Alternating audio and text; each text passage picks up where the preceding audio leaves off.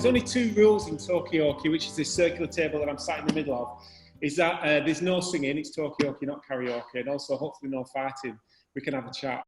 It's fascinating to hear what radical activity was happening in this sort of relatively small My ancestors were Quakers living in this area in Twister, and some of the first Quakers. I'm really excited to find out who we don't already know about. Thanks everyone so much for coming. This is the first of our season of talks, which is all to do with landscape, art and community. Fox had his vision for the Quaker movement on top of Pendle Hill. It's quite amazing how many self-taught former mill workers had such an impact on the national scene. Whether it's folk art and the folk traditions, I think there is so much, there's a really rich scene there that needs tapping into a bit more.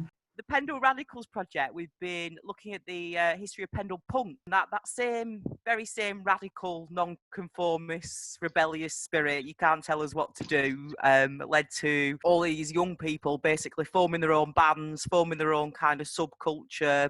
I don't know if we've gone a bit complacent over the years and not so challenging of things. I don't know if we've gone a bit, I feel we've gone a bit beige as the word. We're not so angry about things, I think. We've covered all sorts of things from kind of clog dancing right through to kind of new characters that we're discovering in places that live in here to punk. What is it that we think it's about this landscape that's inspiring us? Is it the work?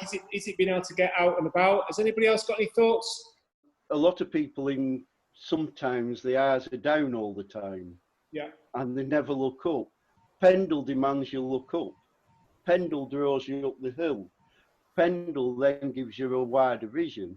I just find it an incredibly inspiring and creative and just a fab place to be, really. So I'm guessing that that's something that people before me felt as well. I think we define ourselves by how we treat our history and what we make of it, and what we're looking at with Pendle Radicals is a rich seam of role models, alternative role models who have not had the attention that they deserve.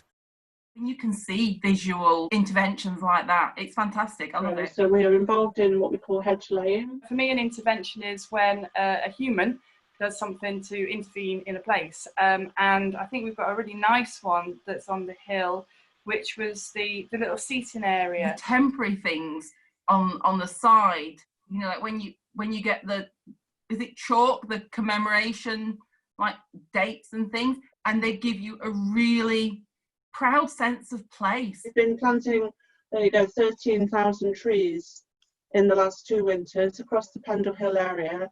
We're doing a lot of walling around the area. But it's interesting looking at it as an intervention, because some of our walls are hundreds of years old. It has multi-benefits, whether it's water, wildlife, landscape, carbon. The accessibility psychologically of what you do when you actually go on a walk and access a space. Like, what do people do when they get there? What's the reason for going for a walk in the first place? And then there's the opportunity to kind of link up different routes to the summit and go up one way and come down another way. And then you're linking both sides of the hill. Having those paths, in terms of accessibility, it just really opens it up for so many more people. Making our outdoor spaces, you know, as accessible as they can be is probably the most kind of socially or universally useful intervention we can make, really. Treating the countryside with respect, is that being something that we're not brought up with anymore? You link up all the routes, you can go up through Pendleton village up to the Nick of The Pendle. amount of spaces people can go to from outside cities and towns is limited. I do appreciate people want to come and enjoy the countryside, but they should respect where they come and certainly respect the villagers. Who does have a right to access the landscape? You know, is a hike any more valid than going to have a, you know, half an hour walk with your family? The hill is a vast area. Get people to come in from all points. There's plenty of space for everybody. But if everyone's funneled through Barley, then we're knackered. There's so much, you know, fabulous walking all over Pendle, and you know, there's so many places that you can go where you will not see another soul. It is an aim of our partnership to look at how we can disperse people to other parts of the landscape. As Tom was saying, there's lots of other amazing places to walk. the demographics have changed, and there's a lot more local people coming from Burnley, Nelson Colne, and so on. I think maybe the borough council needs to look at park and ride ideas and things. If people get to know more about the Pendle Hill area, then it's educating them, and it's going to hopefully develop a bit of respect. Would just kind of create that community around very good ideas, and then use a lot of sort of bootstrap I techniques. think there's a real division between affluent areas and really economically and socially deprived areas in Pendle. Hubs around Pendle, so I'm really excited about the kind of future there. How do our careers define us as people? Do they define us as people? How important is that work-life balance, the two kind of mix? You can have a job that you're all right earning your money with, but then in your spare time, you can be a semi-professional, do something or the other, or even just an amateur using the arts.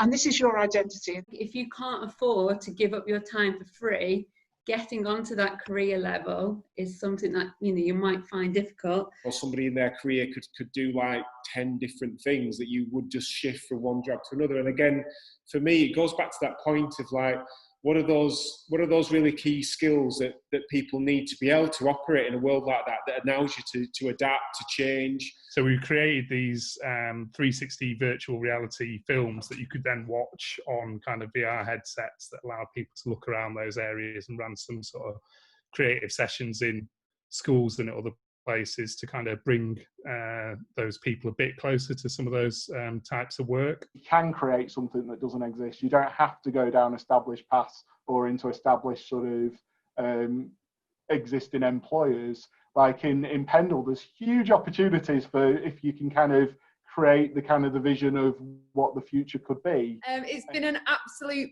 pleasure, and thank you so much for joining us, both the people on the Zoom and the people watching on Facebook.